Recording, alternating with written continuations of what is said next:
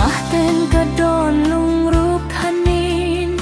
angur nun yang meng mau itau na lung dam nan vul zai rel mahla sui lung len dam ni om silo lung era kian zai rel lo hiane ithai kau itu ding ha kanwa me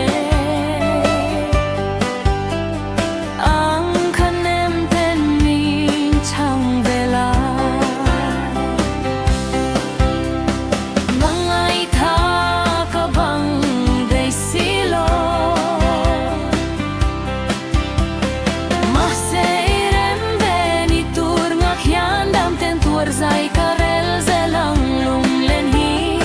ang har tilai na min hen ve ang ngain kala rong zang zel che lim ten leng dang tang bel mahla taun mang an chang thei lo lung len hian chau play ai nong par mawi zang ten phia lei zo wa min vai ti re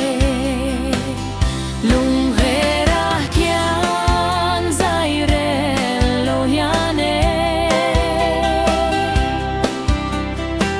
thầy cao ý thu đinh ha kan wa me ang khan em ten min chang vela nang ai tha ka bang thei silo ma se irem ve ni tur ngak hian dam ten tur zai karel zelang lung len hi ang har tilai na min hnem ve ang